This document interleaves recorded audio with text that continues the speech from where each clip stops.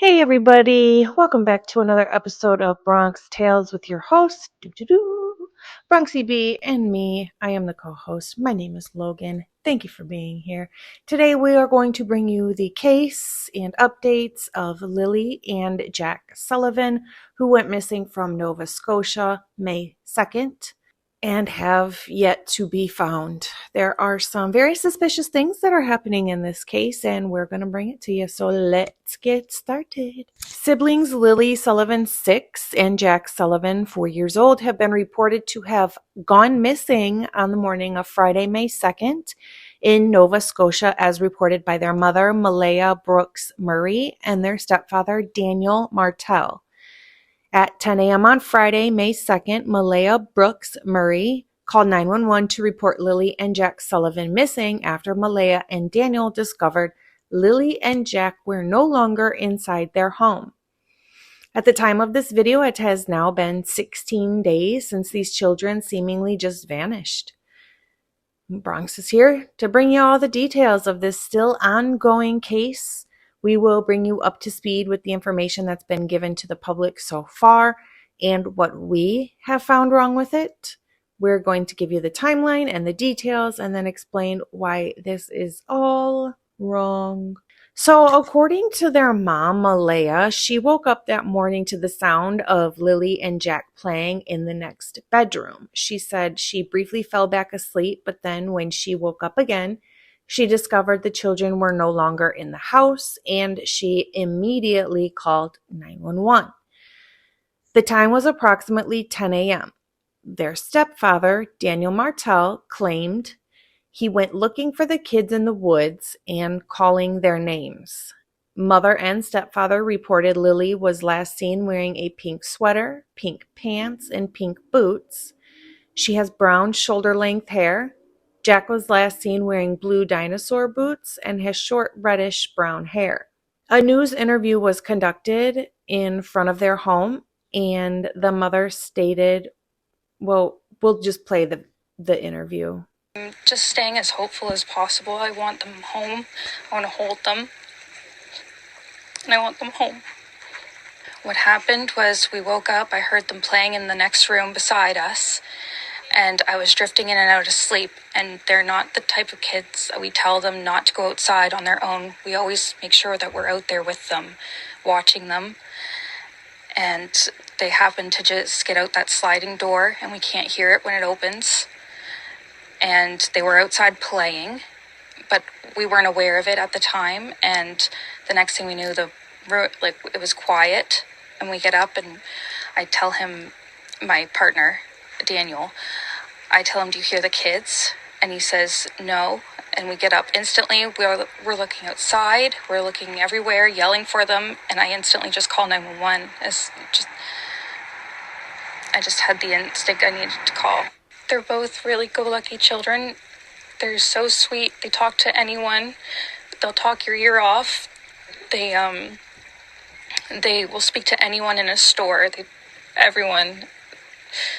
They're just extremely sweet kids. I appreciate the huge search effort going on right now. But we've been pushing for an Amber Alert, which hasn't been issued.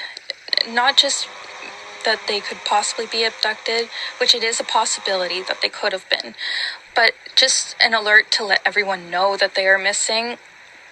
We had people text me saying that they weren't aware someone else let them know that they were missing, and it would just be nice if everyone could be alerted.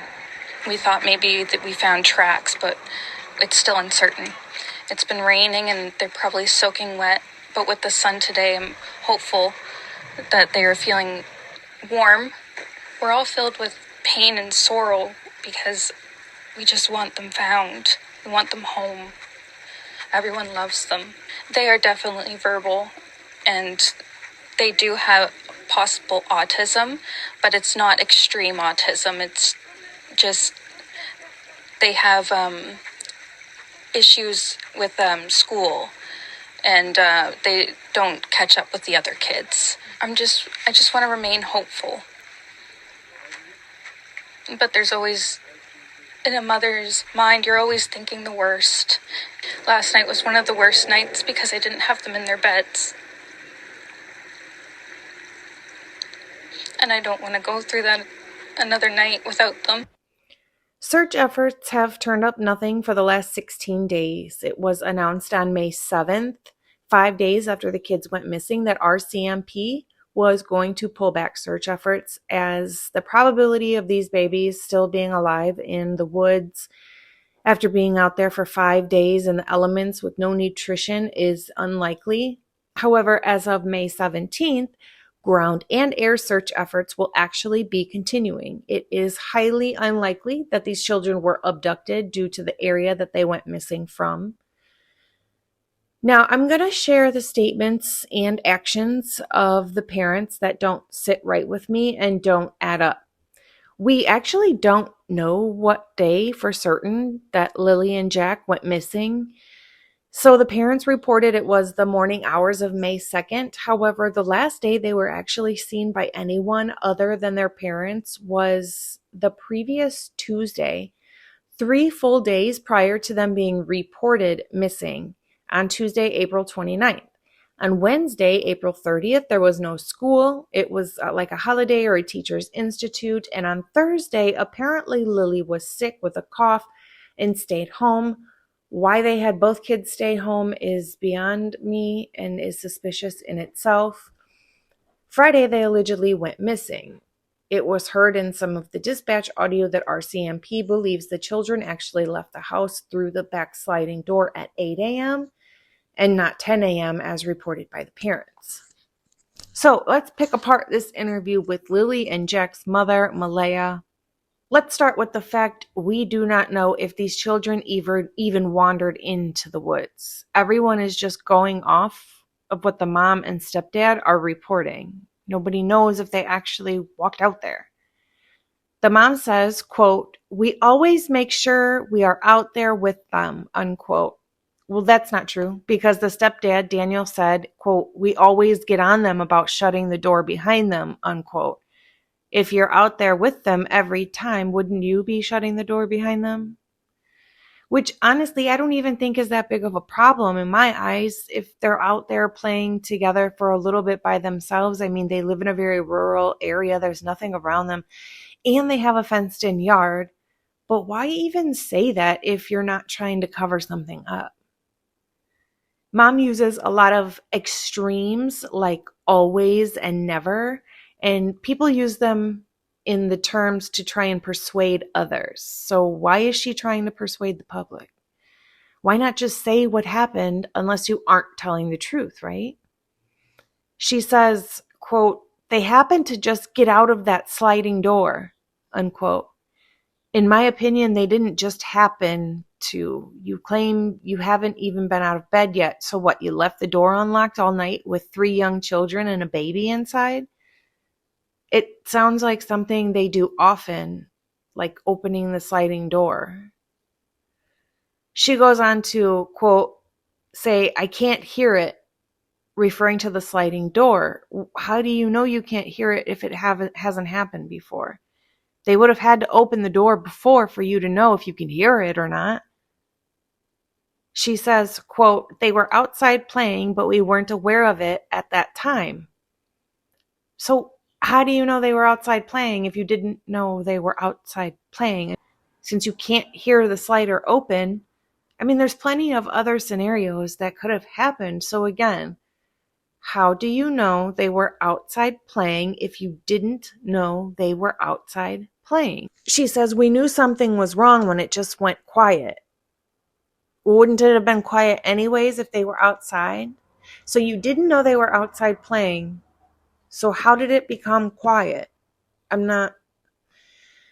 So I just want to point out that speaking in what had happened, like past tense, which is fine because it happened earlier in the day, but she then goes on to switch it up and start speaking in present tense, which I've learned should make you question the credibility of what that person is saying. Switching up past and present tense in the same explanation doesn't make sense, and it's not normal, and it's not regular flow of speaking. She says, quote, we got up and we looked outside. We are looking everywhere for them. We are yelling for them, unquote. Or where is everywhere and for how long? Being very vague tells me this didn't happen or it didn't happen like you're explaining it. Speaking suddenly and in present tense and being vague is telling me she's like picturing it in her head and that she's not recalling it from memory. She said, I instantly just called 911.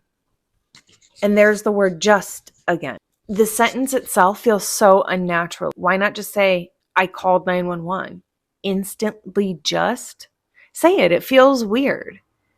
And again, now we're back in past tense because you called 911. That is true. So you're speaking in past tense. To me, her need to say the word instantly is actually telling me more than likely it didn't instantly happen. She wants us to believe that it was quick and she didn't do anything in between.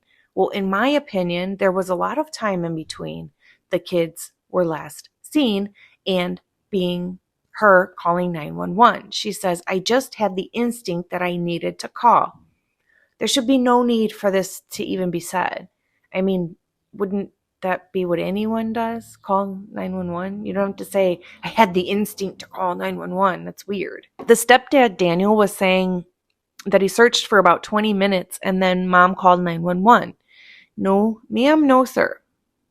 Little kids with little legs, with little feet cannot get that far in 20 to 30 minutes to where they cannot be found. Dogs and helicopters and everything were released. Even if Lily and Jack were running as fast as they could without stopping, they are not getting that far in 20 to 30 minutes.